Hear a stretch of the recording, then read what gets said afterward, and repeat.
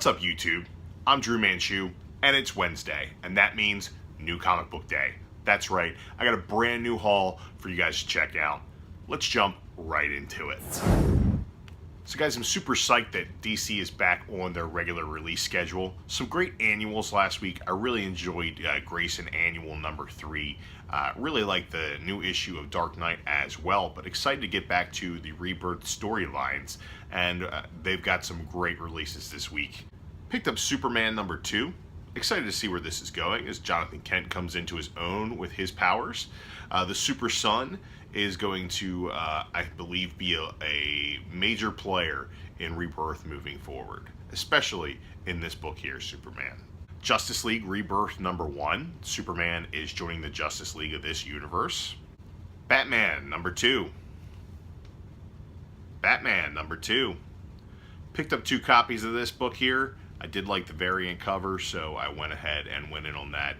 I like what Tom King's doing so far, and we'll just have to wait and see how it turns out. Green Arrow number 2. Oliver Queen has been one of my favorite characters since the Rebirth launch, and I'm excited to see where this story moves forward. Future Quest number 2. This is a giant Hanna-Barbera crossover event. Here you see all of the pets of the Hanna-Barbera universe here. I did like the first issue a lot more than I thought I would, and looking forward to checking this one out. Speaking of Hanna-Barbera and DC team-ups, we got the Flintstones number 1. Excited to check out this issue. I've heard a lot of good things, so hopefully I'll be doing a review on this for you guys this week.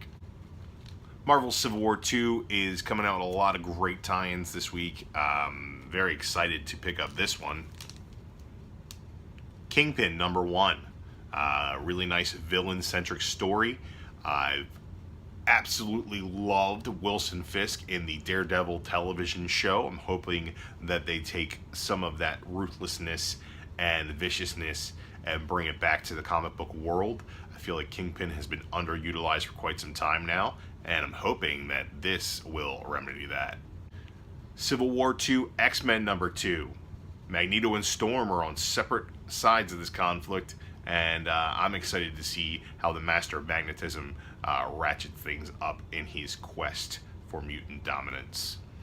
Civil War 2 tie-in, Totally Awesome Hulk, number 8. More Bruce Banner in this issue. We're going to get to the bottom of what's going on with Amadeus Cho. Hopefully this issue gives us a little bit of insight. Spider-Woman number 9. Jessica Drew is Carol Danvers' best friend, so we'll see what side of the things she lands on. I'm inclined to think that she's going to end up siding with Carol.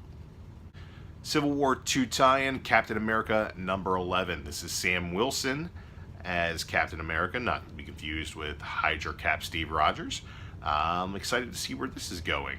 Invincible Iron Man number 11 is not quite up to where Civil War is at this point. This is still the road to Civil War, and I believe this wraps up the previous story arc, and next month's issue of Invincible Iron Man will be Civil War 2 centric. Picked up both covers of Deadpool v Gambit. This is the classic cover here. Here is the variant. That is freaking gorgeous. Ben Acker and Ben Blacker on writing on this book has been stellar through the first issue. I'm excited to read issue number 2 today. Moon Knight number 4. Jeff Lemire is doing some great things with this book.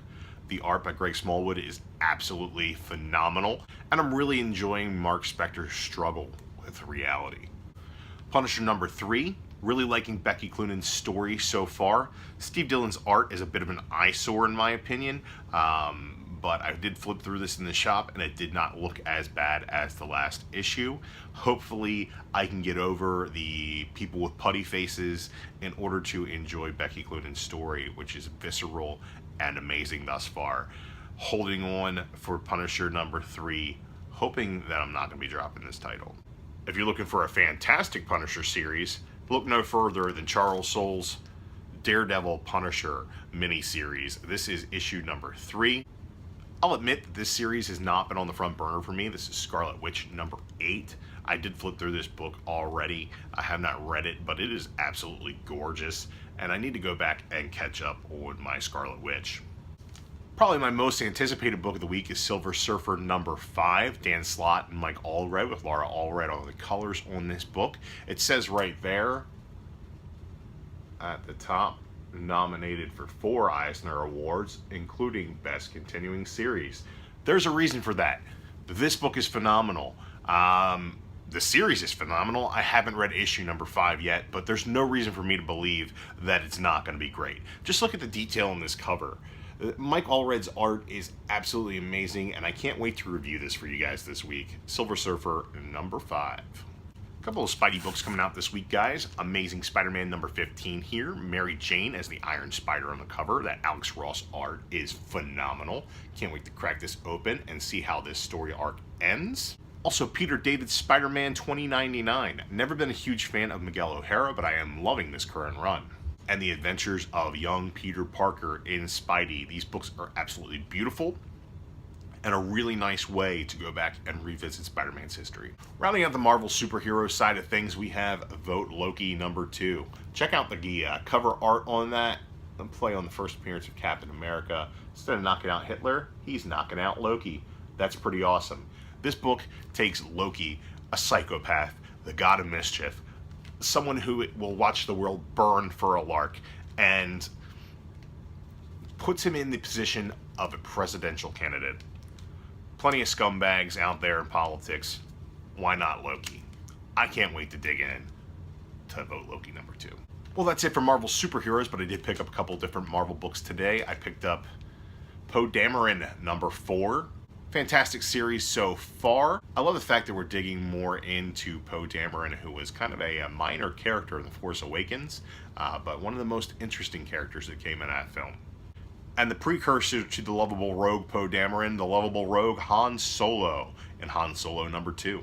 I didn't pick up that many independent titles this week, but I did pick up a couple good ones.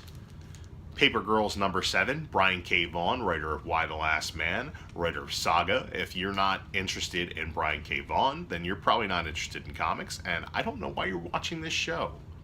Picked up Regular Show number 37. The humor from the television show totally permeates this series, and it's a lot of fun. I pick this up every month and give it a quick read when I need to smile. And last but not least, probably my second most anticipated book this week, Justin Jordan's Spread. This starts a new story arc for Spread, and I will be delving into this in more detail for you guys in a review this weekend.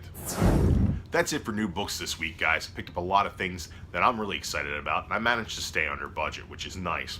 Even though I didn't pick up a bunch of supplies or action figures this week, I did pick up a couple toys throughout the week, so look forward to those being featured on Drew Reviews. Again, thanks for watching, guys. If you like this week's haul, hit that thumbs up button down below. Don't forget to hit that subscribe button so you don't miss any of my content coming in the future.